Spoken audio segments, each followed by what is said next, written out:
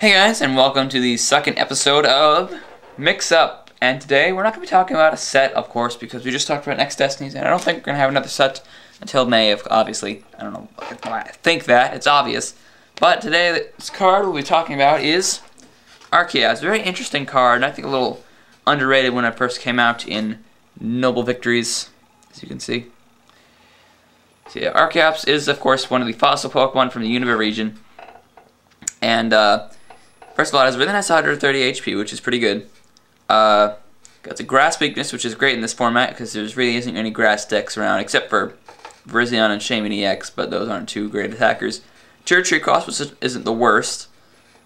And, first attack, which isn't too great, 2 fighting, Carlos, 6 damage, and 2 bench Pokemon. That's not a great attack, but it really shines is with its power, ancient power, to be exact. Each player can't play Pokemon from his or her hand to evolve his or her Pokemon. So basically, in short, when this guy's in play, you cannot evolve. So, as you can see, that's a very great card. And you think, why don't people use it? And of course, decks that focus on mostly basics. Well, the reason is because fossils got completely botched in Noble Victories. Instead of just being trainers that you place on the bench so that you can evolve, the fact is, look at the bottom 7 cards of your deck. You may reveal a Archeon you find there and put it onto your bench and shuffle your deck. So as you can see, that is a ridiculously bad way of getting fossils out compared to the mysterious fossils and whatever kind of fossil in the past, which basically makes fossils almost unplayable, almost. And speaking of fossil playability, in a new set, in a set to be in Japan, there's already a card in Dark Rush which incredibly helped fossils acceleration, and that card was called sorry, I forgot to put it back on this page. It's called Twist Mountain. It says each player may flip a coin once during his turn, and if heads they can put a revived or it's called revived Pokemon, which is basically a fossil basic, and put it on their bench, which greatly helps the playability of fossil cards in general. So basically, once that gets released, which will most likely be next set in our English time, in the English sets, next set will most likely have that card. So you might want to wait until that to make a deck involving Archeops or Caracosta or any of the fossils from Dark Rush, like Aerodactyl. But for now, all we have is these stupid plume fossils and cover fossils. So yeah. So now let's talk about what decks Archeops could fit in. Well, first, the deck I think most people would think of right off the bat is Zekrom and Tornadus type decks, Patricia Shaman, because all the Pokemon in the deck they're all basics. So with Archeops, it completely limits your opponent, but does not limit you at all, and also makes it easier to one-hit KO things with their attacks, because, of course, basics most likely have less HP than evolved Pokemon, so if they're basic, then they're easy to evolve, or they're easy to knock out, and you won't have to worry about the hindrance of its power, because the only thing that evolves in deck would be Archeops, unless you're running some kind of weird deck. But yeah, Tornadus and Zekrom, both Tornadus and Zekrom decks definitely like this card once it becomes playable.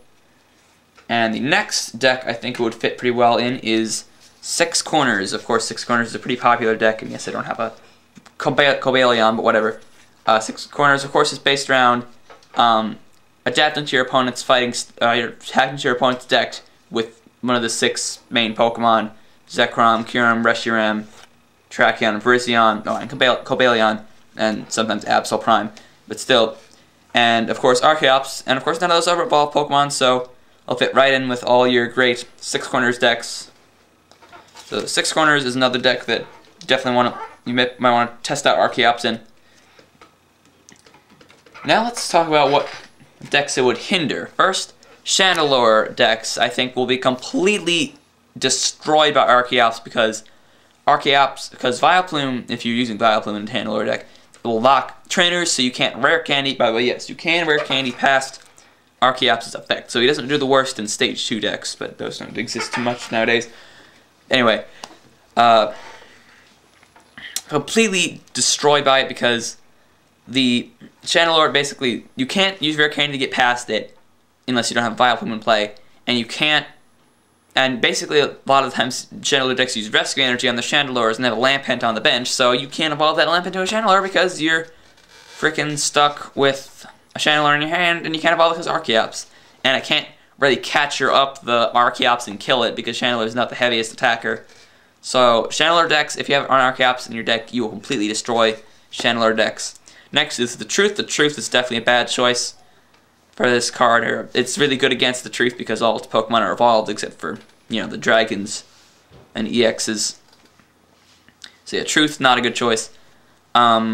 Next, EX Acceleration, or Celebi and EX, Celebi Prime and EXs, or yeah, EX Acceleration as I like to call it, interesting name.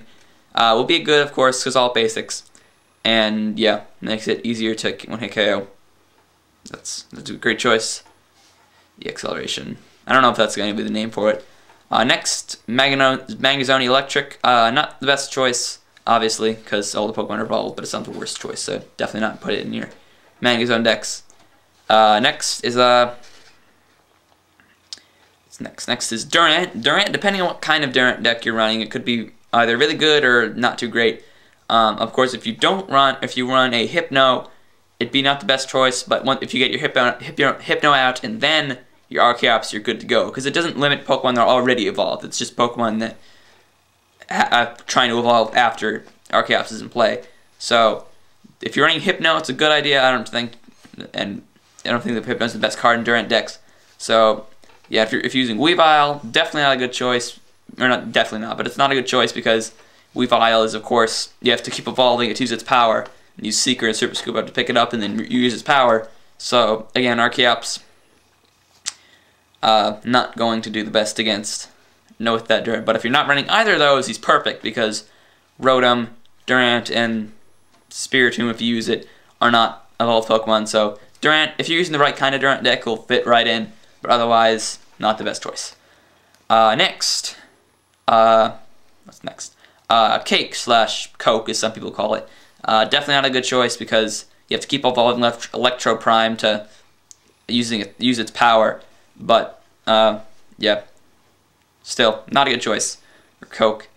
And the last deck is Reshifusion, and Reshifusion will not enjoy this card because Typhlosion needs to evolve. But again, not the worst choice, so just avoid using it in Reshifusions. But against Reshifusion, it's pretty good. But Reshifusion does use a lot of rare candies, so you could technically get around it with rare candies if you put it in there, or if you're fighting one. But yeah, I wouldn't recommend it at Reshifusion. But it does make it easier to one-hit KO things. And now let's talk about decks that Archeops could, or new decks that Archeops could fit well in, / decks or modified decks that got brought out. And the deck that I really want to try out is Gengar and Archeops. That might sound like really dumb because of Gengar being an evolved Pokemon, but again, as I said, rare candy bypasses Gengar or bypasses Archeops. So if you run 4 rare candies and not too many Haunters, you'll easily be able to get out your Gengars. But that makes me think, like, what is the good combo besides being able to pass it with rare candies? Well, the good thing is that basically with Gengar, of course, his attack Hurl into Darkness, you can, for each psychic energy attached to him, you can put a Pokemon from your opponent's hand in the Lost Zone. And of course, with the Lost World, you can win automatically if you put 6 in their Lost Zone. But Lost World decks have kind of faded out. I don't really know why, but they're not used too often. But with Archeops, they can't evolve their Pokemon so that you can have them. They'll still be in their hand with Gengar. So I think I've been trying to get some cards to try it out. Of course, you can also use Jirachi, which is a great choice because it can de-evolve Pokemon, and it's Psychic, so it fits perfectly with Gengar. Mr. Mime, look at your opponent's hand. Spiritomb to reshuffle the cards. And maybe the new, this is not the best choice, maybe Gardevoir from Max Destinies to boost up Gengar's Hurls into Darkness power, but that's not the best idea, because of course it's evolved. So yeah, if you're feeling like if you want to try a creative deck for states, try out Gengar Archeops, because I'll be trying it out for some tournaments since it's not tournament season. But I'll try it out at the league and see if it works or not. So yeah, thanks for watching Mix Up episode 2. next time we won't be talking about a card or a new set. We'll be talking about something completely different. So, stay tuned. By the way, sorry for the video being a little bit late. I was a little busy all day and I couldn't really record it.